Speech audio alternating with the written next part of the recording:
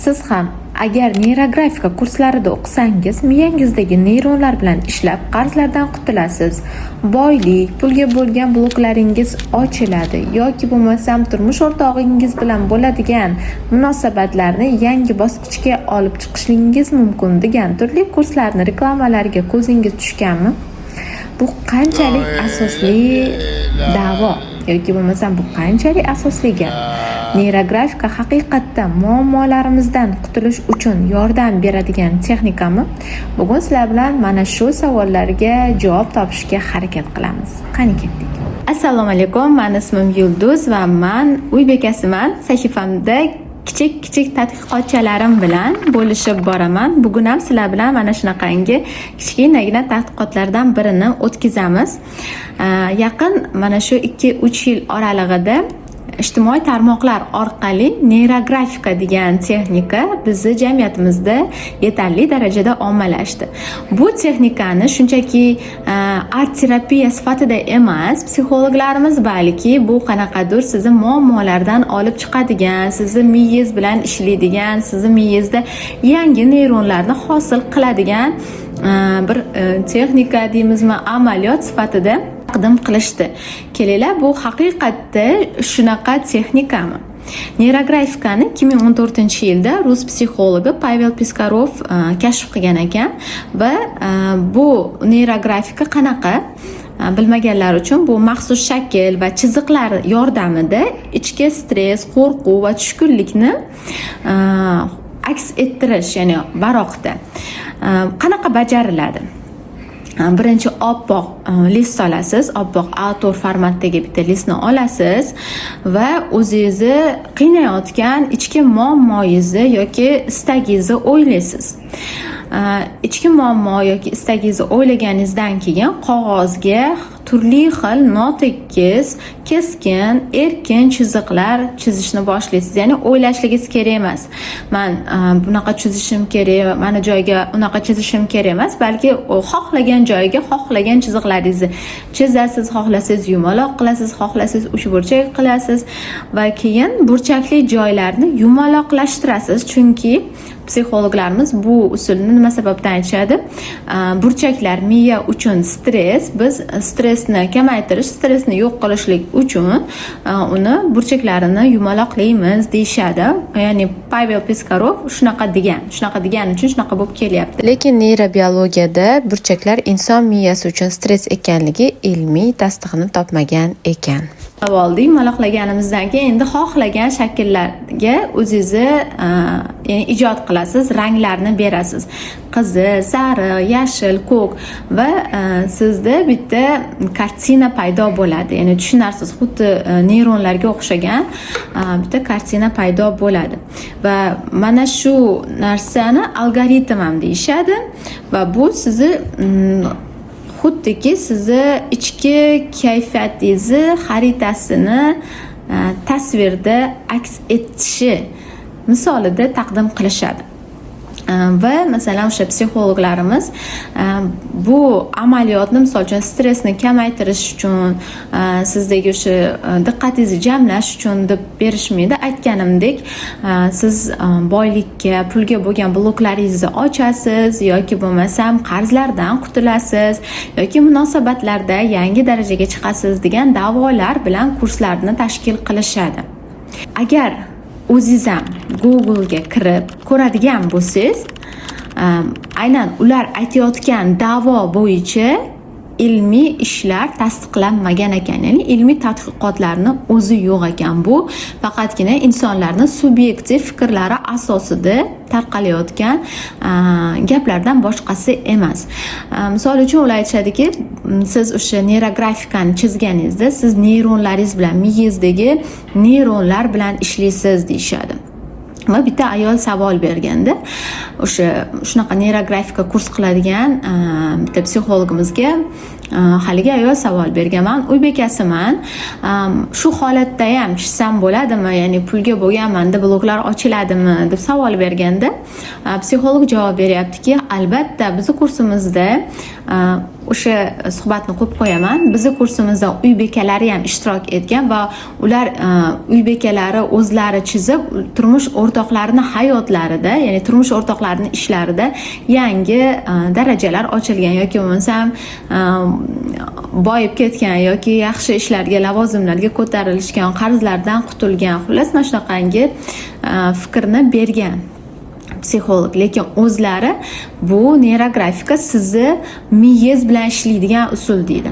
Agar neyrografika faqat sizni miya neyronlaringiz bilan ishlasa, buni siz emas, balki turmush o'rtog'ingiz chizishi kerak. Chunki insonning miyasi bitta bo'lmaydi-ku turmush o'rtog'i bilan. Bu hech qanaqa mantiqiy asosga to'g'ri kelmaydi. Siz chizasiz, sizda o'zgarish emas, sizdagi yoki o'zgarish, eringizda ham o'sha o'zgarish bo'ladi miya neyronlarida. Turmush o'rtog'ingizda ishida o'zgarish bo'lishi kerak bo'lsa, buni turmush o'rtog'ingiz chizishi kerak edi. Ya'ni siz emas.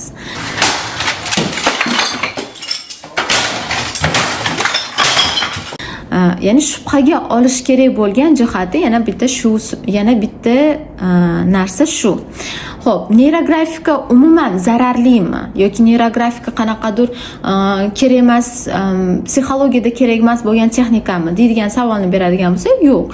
Neyrografikaning ham o'zini o'rni bor, ya'ni u art terapiyani bitta turi hisoblanadi. Misol uchun deylik, siz art terapiyani xohlagan, istalgan bitta turi bilan shug'ullansangiz, haqiqatda stress kamayadi. O'zingizni xotirjamroq his qilasiz. Misol uchun, hattoki farzandingiz bilan mana raskraskalar bor. O'sha raskraskani bo'yasangiz ham qanaqa miya dam oladi-da.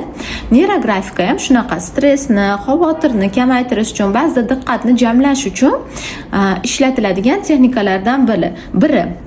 Lekin neyrografika psixologiya yoki psixoterapiyada rasmiy ilmiy usul sifatida tan olinmagan.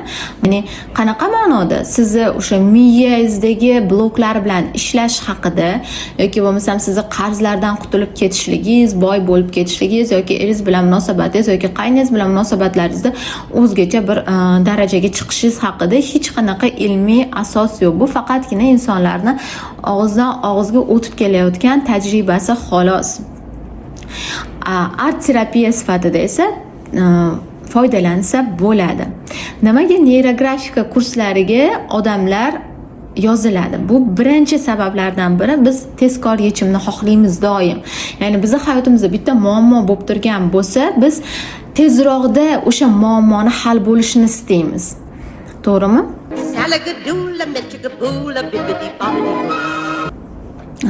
O'shaning uchun tezroqda hal qilib beradigan usullarni qidiramiz.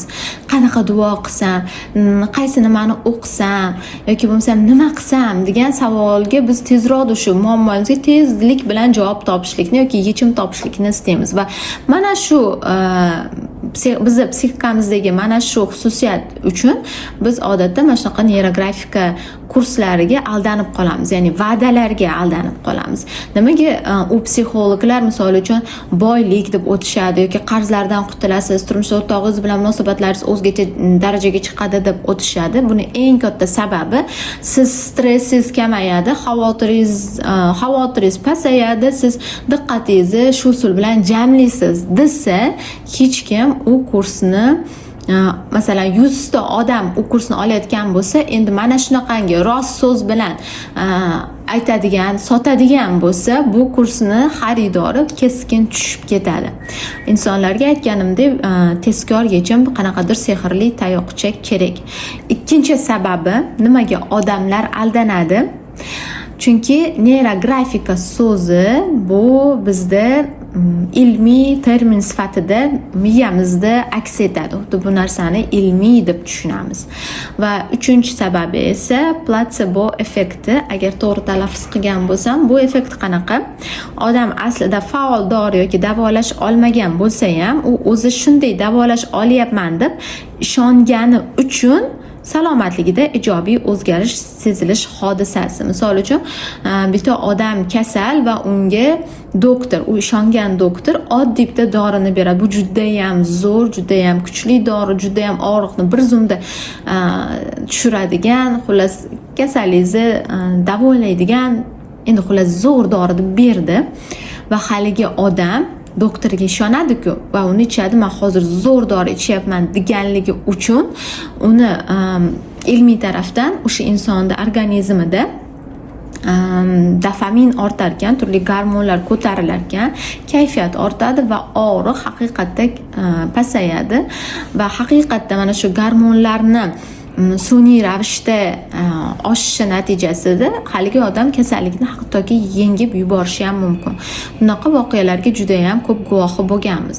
Misol uchun o'sha psixologlarga aytsangizda, xo'p, neyrografika boylik bloklarini ochadi deyapsiz, yoki bo'lmasam bu nima deydi, qarzlardan qutulishiga yordam beradigan sabab deyapsiz.